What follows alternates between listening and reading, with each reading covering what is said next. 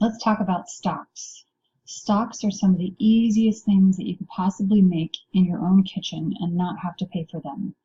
From vegetable scrap to chicken carcasses to just basic beef bones, it's easy enough to make your own stocks. Today we'll talk about the fundamental principles of those. So stock is a flavorful liquid, and fond is the word for stock or base. Fond is also what you find when you sear or saute meats or vegetables. You get that caramelization that sticks in the bottom of those pans when you roast or saute something. And those are quite lovely if you can deglaze. And deglazing means that you release the fond from the bottom of the pan with a liquid. The liquid can be water, it can be wine, it can be alcohol. Remember, alcohol is flammable, so you want to be careful if that's what you're doing. And then it can be added to a sauce that you make. Now, stock is different than sauces, and sauces are used to enhance the flavor of foods. So a really good sauce adds moisture, flavor, richness, visual appeal, and sauce should complement a food, never disguise it. If you burn something and put a sauce on it, it's still burnt. People will know. We have a few different types of stock that you can utilize, which gives you lots of tools to play with in the kitchen. White stock is made with chicken, veal, or beef bones, also game bones if you want to. Most commonly, it's made with chicken bones, and you can also make white stock with fish bones if you wish. Brown stock can be made with every bone. Usually we don't use fish bones for this, but chicken, veal, beef, or game bones, also vegetables, all of which are caramelized before you put them in with water to simmer.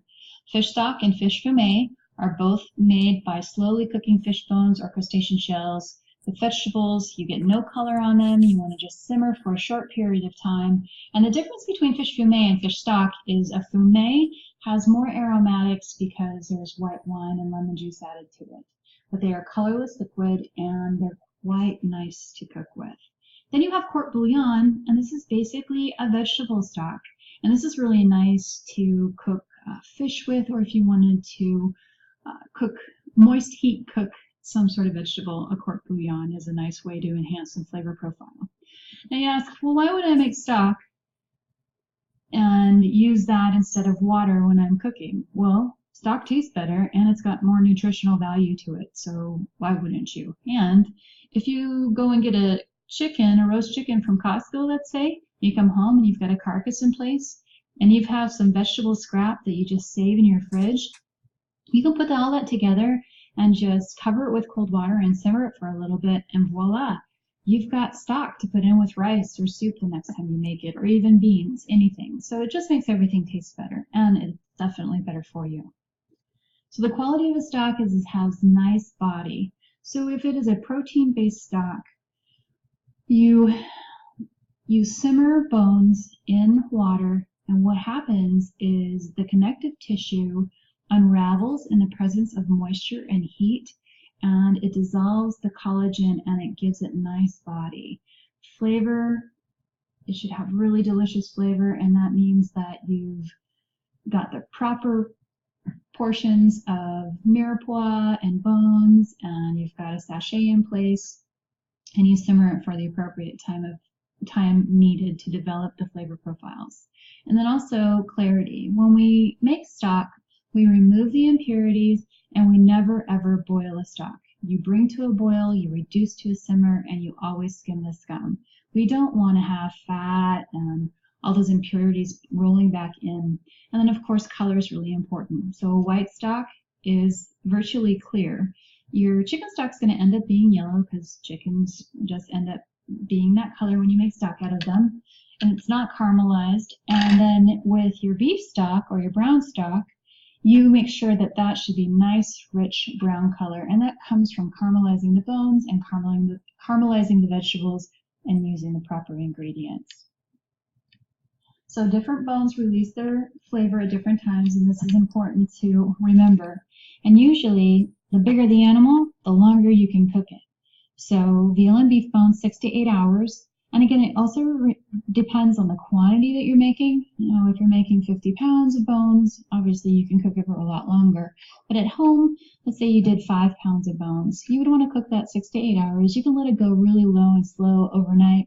Chicken bones, 5 to 6 hours, and fish bones, no longer than 30 to 45 minutes. And that's because fish bones are so fragile that by the time that 35, 45-minute time period is up, you've gotten everything you can out of them. Beef and veal bones, younger animals have higher percentage of cartilage. So if you're using veal bones, you're not going to have as much fat. Beef bones, you'll have more fat, which means that you'll get better color off of them. Veal bones are higher in connective tissue. And again, remember that connective tissue converts into gelatin and water, which gives stock body. Chicken bones, the neck and back are the best because they have the greatest amount of connective tissue in them. And then just remember the whole carcass can be used. Nothing needs to go to waste. And then when you're making fish stock, if you use lean fish, like halibut bones or sole, something like that, you will end up with a better quality stock because we don't want really super fatty mouthfeel when we're eating our stock or when we're making sauces and soups and things like that. Not to say that you can't use salmon bones or salmon carcass to make stock. You can. Just note that it will be a little higher in fat.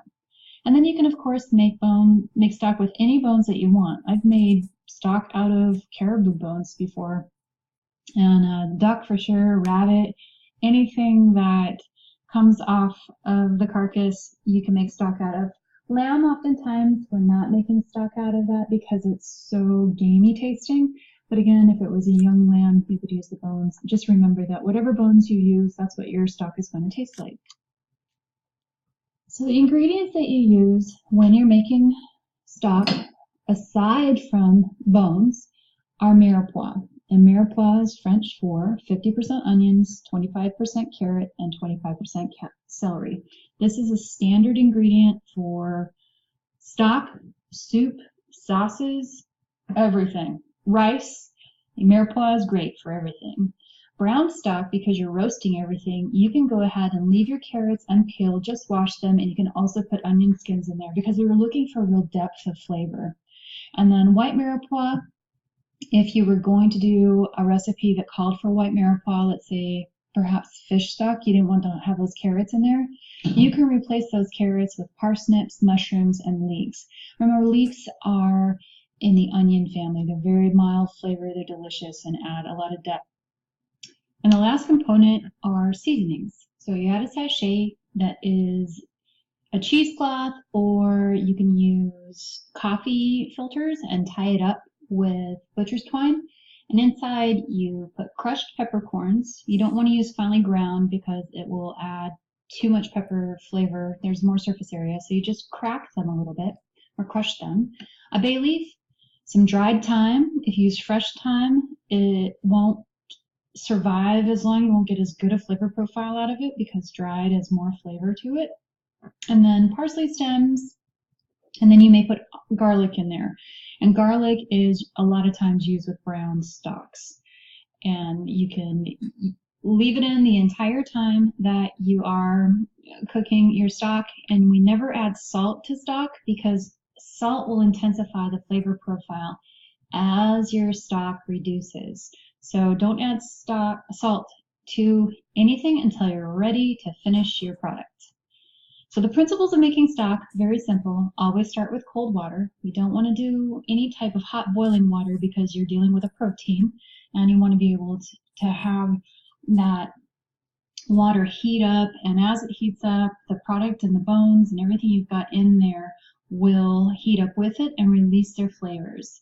The bones need to be completely covered, so as your heat increases and your stock warms up, what'll happen is those impurities will rise to the surface, and you're going to want to skim scum and skim off fat and so forth.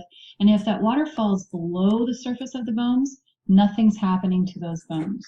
You can't elicit any flavor, you can't elicit any collagen or anything out of them if there's no water. So if that happens, just add more cold water to it. You want to simmer very gently. So you're going to bring to a boil, reduce to a simmer, skim off any scum, and sometimes you may not have any scum, but oftentimes you will. If you're doing chicken or beef, you'll definitely have scum. You'll definitely have layers of fat you want to skim off, and you're just going to discard that. And then you want to reduce to a simmer and simmer very gently. So bring to a boil, reduce to a simmer, skim the scum. That's the mantra for stock.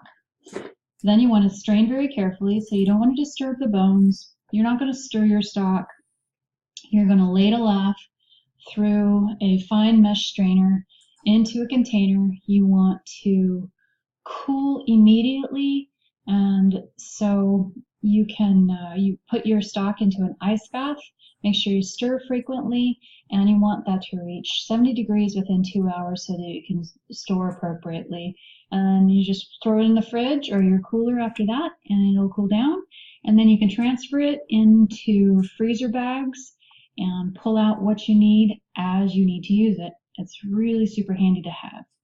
And that's it. Pretty simple stuff. I hope that you'll do some experimenting and keep some empty containers in your refrigerator. And as you cook, pop your extra vegetable trim into those containers. And when you get an excess, go ahead and throw it into a pot, cover it with cold water, make yourself some stock. It's very, very simple.